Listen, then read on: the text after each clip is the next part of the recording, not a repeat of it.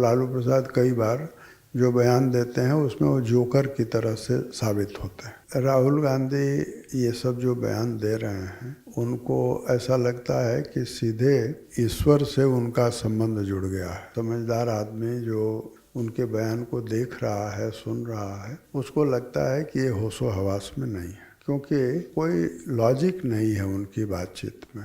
जवाहरलाल नेहरू ने अपने राजनीतिक मकसद से संविधान में संशोधन करवाया। जवाहरलाल नेहरू खुद वकील थे, लेकिन अपनी बिरादरी को गाली दे रहे थे कि वकीलों ने हमारे संविधान का अपहरण कर लिया।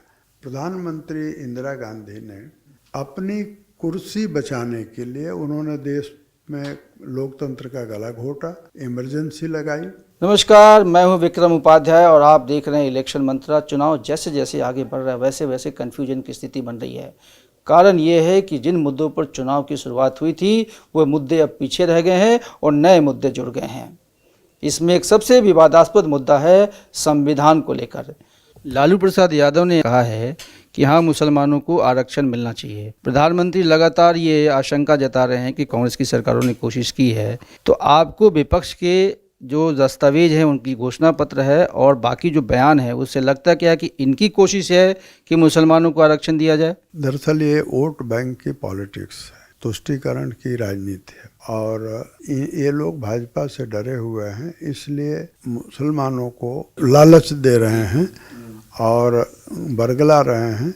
लेकिन दूसरी तरफ यह भी जानने की ज़रूरत है कि नरेंद्र मोदी के नेतृत्व में जिस सरकार ने 10 साल काम किया है और वो उनको उनकी जो गरीबों के लिए, पिछड़ों के लिए जो कार्यक्रम हैं, वेलफेयर स्कीम्स के, उसमें कोई भेदभाव नहीं किया गया। उसमें जो जिस कैटेगरी में है, अगर हिंदू है, मुसलमान है, तो उसको उसका लाभ मिला है और यही सरकार का फर्ज। लालू प्रसाद जो बयान दे रहे हैं, लालू प्रसाद की समझ है और लालू प्रसाद कई बार जो बयान देते हैं उसमें वो जोकर की तरह से साबित होते हैं। एक सवाल ये, जो आरक्षण की जो बात चल रही है और जो राहुल गांधी की जो अपनी सोच है या उनका जो तर्क है कि सरकारी नौकरियां ख़त्म हो रही हैं और जब सरकारी नौकरियां ख़त्म हो जाएगी तो आरक्षण की ऐसी ही ज़रूरत नहीं पड़ेगी, इस तरह से मोदी जो है संविधान को ख़त्म करना चाहते हैं। राहुल गांधी ये सब जो बयान दे रहे हैं उनको ऐसा लगता है कि सीधे ईश्वर से उनका संबंध जुड़ गया है। कोई भी अगर समझदार आदमी जो उनके बयान को देख रहा है, सुन रहा है, उसको लगता है कि ये होशो हवास में नहीं है। मैं तो यही कहूँगा, क्योंकि कोई लॉजिक नहीं है उनकी बातचीत में। जैसे मान लीजिए, दरअसल एक निरंतरता होनी चाहिए। राहुल गांधी कांग्रेस के बड़े नेता हैं, पूर्व अध्यक्ष रहे हैं, तो उनको सोच समझ करके बयान देना चाहिए। जो बयान वो दे रहे हैं उस बयान का कोई मतलब नहीं है और बौखलाहट में दे रहे हैं। लेकिन उन्होंने शासन किया है और उसके बनिस्पत जो है कांग्रेस का 55 साल का शासन रहा है लगभग। संविधान के प्रति मर्यादा रखने वाले, संविधान में जबरदस्ती संशोधन करने वाले आपको किस सरकार में, आप चूँकि आपका अध्ययन बहुत ही विस्तृत है, तो सीधा मैं जानना चाहता हूँ कि अगर किसी ने संविधान की धज्जियाँ उड़ाई या मखौल उड़ाया या किसी अपने व्यक्तिगत स्वार्थ के लिए संविधान में संशोधन किया, तो भारतीय जनता पार्टी की सरकार में ऐसा कभी देखा आपने या कांग्रेस में देखा आपने? संविधान बना 1950 में और 50 में ही लागू भी हुआ। 26 जनवरी 1950 से संविधान पूरी तरह से लागू हुआ। आंशिक रूप से मैं उससे पहले ही लागू हो गया था और जब अंतरिम प्रधानमंत्री के रूप में जवाहरलाल नेहरू थे, उस समय के जो सवाल थे, सामाजिक, आर्थिक, राजनीतिक सवाल थे और कुछ आज़ादी आई थी, तो लोगों के मन में सपने भी थे, तो संविधान से उम्मीद भी थी। जब जवाहरलाल नेहरू ने शासन संभाला और साल भर ही हुआ था कि उन्होंने संविधान में संशोधन करने की पहल की, उसके लिए बाकायदे संविधान संशोधन विधेयक लाया और इस तरह से 18 जून 1951 को संविधान में पहला संशोधन हुआ। जो पहला संशोधन को अगर आप ध्यान से देखेंगे तो बहुत व्यापक संशोधन है। मैं उसको कहूँगा कि पहला संशोधन जवाहरलाल नेहरू को उस समय नहीं करना चाहिए था।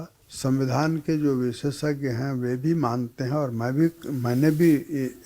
भी मानता हूँ।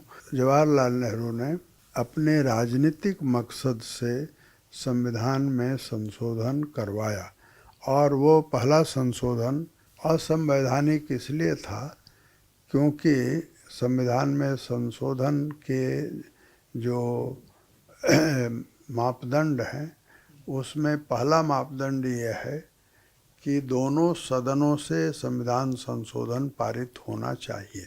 कॉन्स्टिट्यूएंट असेंबली थी वही प्रोविजनल पार्लियामेंट में परिवर्तित हो गई थी, जिसको अस्थायी लोकसभा कहते हैं। 52 में चुनाव हुए, तो चुनाव से पहले संविधान में संशोधन नहीं किया जाना चाहिए था, लेकिन किया गया और उस संविधान में संशोधन का जबरदस्त विरोध हुआ। डॉक्टर श्यामा प्रसाद मुखर्जी ने उसका नेतृत्व किया। उस डिबेट को अगर कोई पढ़ेगा तो जवाहरलाल नेहरू का एक अनकॉन्स्टिट्यूशनल, एंटी कॉन्स्टिट्यूशनल चेहरा, और जवाहरलाल नेहरू ने जब संविधान संशोधन का विधेयक रखा तो मुझे याद है कि उनका पहला वाक्य था कि इस संविधान को वकीलों ने इसका अपहरण कर लिया। तो जवाहरलाल नेहरू खुद वकील थे, लेकिन अपनी बिरादरी को वो गाली दे रहे थे कि वकीलों ने हमारे संविधान का अपहरण कर लिया। प्रधानमंत्री इंदिरा गांधी ने 3 संशोधन कराए हैं। 42वां संशोधन तो आखिरी है, लेकिन उससे पहले उन्होंने एक संशोधन कराया क्योंकि उनके चुनाव को राजनारायण ने चुनौती दी थी और वो चुनाव अवैध घोषित हो गया था। अपनी कुर्सी बचाने के लिए उन्होंने देश में लोकतंत्र का गला घोटा, इमरजेंसी लगाई, उसकी कोई ज़रूरत नहीं थी। इमरजेंसी लगाई भी छल प्रपंच से। पहले राष्ट्रपति से दस्तखत करवाया गया रात को 12 बजे ज़बरदस्ती, और इमरजेंसी लगाने का जो संवैधानिक प्रावधान है उसमें पहले कैबिनेट में वो विषय आना चाहिए, कैबिनेट को पारित करना चाहिए और उसके बाद राष्ट्रपति के पास भेजिए दस्तखत के लिए। यहाँ उल्टा किया गया, पहले राष्ट्रपति से दस्तखत करा लिया गया और डरा करके पूरी कैबिनेट को डरा कर सुबह 4 बजे 25 जून 1975 को कि रात 12 बजे इमरजेंसी लगाने के प्रस्ताव पर राष्ट्रपति से दस्तखत कराया गया और सुबह 4 बजे से मंत्रियों को जगा करके एक अकबर रोड पर, जो इंदिरा गांधी का ऑफिस रेसिडेंशियल ऑफिस था, वहाँ कैबिनेट की बैठक हुई और उस बैठक में उन्होंने ये बताया कि राष्ट्रपति ने दस्तखत कर दिया। जगमोहन लाल सिन्हा ने टोटल स्टे दे दिया था और कहा था कि आप सुप्रीम कोर्ट जा सकते हैं। सुप्रीम कोर्ट में वो केस याचिका दायर हुई 20 जून को, लेकिन उसकी सुनवाई हुई 24 जून को और 20 जून से 24 जून तक चला। 24 जून को वी.आर. कृष्ण अय्यर ने फैसला सुनाया और फैसला सुनाया कि इंदिरा गांधी की सदस्यता बहाल नहीं होती है।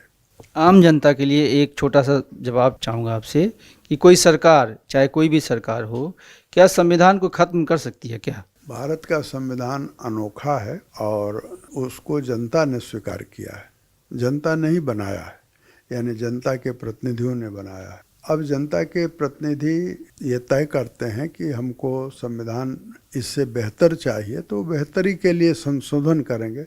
संविधान खत्म करने का विचार ही मैं कहूँगा अलोकतांत्रिक है। संविधान को जिस तरह से स्वीकार किया है इस देश की जनता ने, उसमें दूसरे देशों से भिन्न है। हमारे देश के लोगों ने ये माना है कि संविधान ने हमको लोकतंत्र दिया है। हमारे देश के लोगों ने माना है कि संविधान ने हमको बोलने का अधिकार दिया है, संविधान ने हमको वोट देने का अधिकार दिया है। तो कोई कैसे अपने अधिकार को खत्म करना चाहेगा। तो ये थे राम बहादुर राय जी, जिन्होंने संविधान के विषय पर खुलकर अपने विचार रखे और तमाम गलतफहमियों पे अपना स्पष्टीकरण भी रखा। उन्होंने यह समझाने की भरपूर कोशिश की कि आखिर संविधान के प्रति कुचेष्टा करने वाले या उसके प्रति कुदृष्टि रखने वाले कौन लोग हैं। उन्होंने राहुल गांधी को समझाया भी कि अगर संविधान से संबंधित कोई भी गलतफहमी दूर करनी हो तो पहले अपने पूर्वजों द्वारा किए गए कार्यों को देख लें। उम्मीद है राम बहादुर राय जी के साथ बातचीत आपको पसंद आएगी और आगे भी इस तरह के तमाम साक्षात्कार आपके सामने हम प्रस्तुत करते रहेंगे, जो विभिन्न विषयों पर विभिन्न विशेषज्ञों के साथ हमारी बातचीत आगे भी रहेगी। आप देखते रहिए इलेक्शन मंत्रा, और हाँ, इलेक्शन मंत्रा को सब्सक्राइब करना ना भूलिए। जय हिंद, नमस्कार।